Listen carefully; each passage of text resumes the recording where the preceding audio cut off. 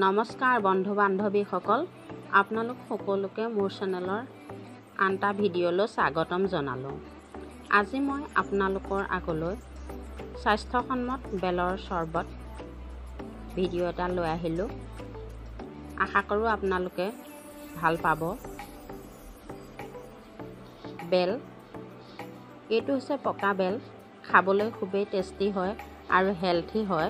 গৰমত বেলৰ চৰবত খালে দেহাটো ঠাণ্ডা লাগে আৰু তাকত দিয়ে।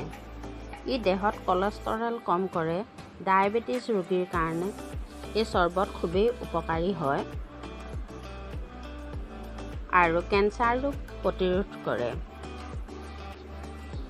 বেলত প্ৰচুৰ পৰিমাণে ভিটামিন, আইৰণ, প্ৰটিন আৰু ভিটামিন চি আছে।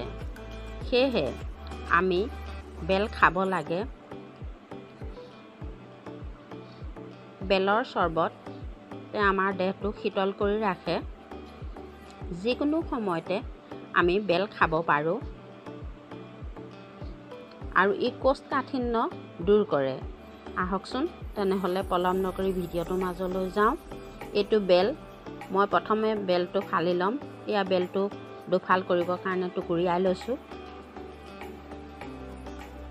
আৰু এয়া ফালি ল'লোঁ। দেখিছেনে? এয়া মাজৰখিনিয়ে খোৱা হয় আৰু ইয়াত সেইখিনি গুটি আৰু এই কোমল অংশটোৱে আমি এতিয়া চৰবত বনাম।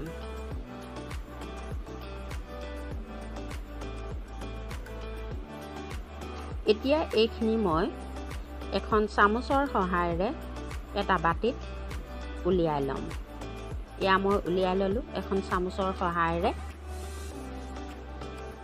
আৰু ইয়াতে মই 2 গিলাচ পানী দিছোঁ, ঠাণ্ডা পানী, আৰু এইখিনি সৰু সৰুকৈ মই চামুচৰ সহায়ত ভাঙি দিছোঁ। আপোনালোকে হাতেৰেও এনেদৰে সৰু সৰু কৰি থৈ দিব পাৰে। মই আধা ঘণ্টামান থৈ দিছিলোঁ আৰু কোমল হৈ গ'ল। কোমল হোৱাত মই ভিডিঅ'ত দেখুৱাৰ ধৰণে এনেধৰণে মই এইখিনি গুচাই দিছোঁ। আপোনালোকে হাতেৰেও গুচাব পাৰে। এনেধৰণে ফেনেকি দিলে হাতেৰে খুব ধুনীয়াকৈ এইখিনি ওলাই যায়, গুটিখিনি বাহিৰ হৈ যায়।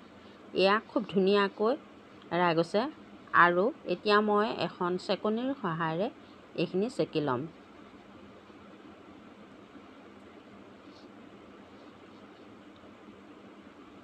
এনেধৰণে চেকি ল'ব। খুব ধুনীয়াকৈ ডাঠকৈ ওলাই গৈছে এইখিনি। ইয়াতে মই আৰু এগিলাচ পানী এড কৰি লৈছোঁ। আপোনালোকে ডাঠ পাতলটো চাই ল'ব কিমান লাগে। খুব ধুনীয়া হৈ গৈছে আৰু এনেধৰণে ডায়েবেটিছ ৰোগীয়ে খাব পাৰে।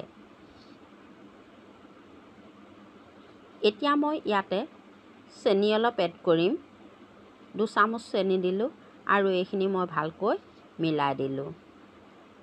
চেনিটো অপশ্যনেল হয়। অকণমান মিঠা খাব মন গ'লে চেনি অকণমান মিলাই দি খাব পাৰে। এতিয়া মই গ্লাছত বাকি ল'ম।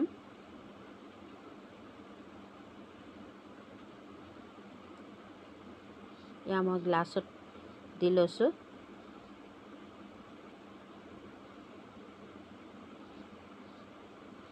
এনেধৰণে খাই খুবেই টেষ্টি হয়, হেল্থি হয়, দেহাটো খুব ধুনীয়া ভাল লাগে, তাকত দিয়ে। মই আজি বনাইছিলোঁ আৰু খালোঁ, ভাবিলোঁ আপোনালোকৰ আগতো দিওঁ। আপোনালোকেও এনেধৰণে খোৱা নাই যদি খাব, খুবেই টেষ্টি হৈছিল। ইয়াতে মই অকণমান ক'লা নিমখ মিলাই দিছোঁ এটা গ্লাছত।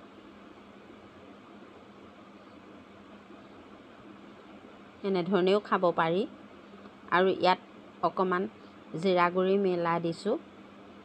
মছলা দিয়া নিচিনা খাই খুব ভাল লাগে। এনেধৰণেও খাব পাৰি। এইটোত মিলাই দিলোঁ। 3টা গ্লাছত 3ও ধৰণে বেলেগ বেলেগ দিছোঁ। খাবলৈ খুব টেষ্ট লগা হৈছিল। এয়া পৰিৱেশনৰ কাৰণে হৈ গৈছে।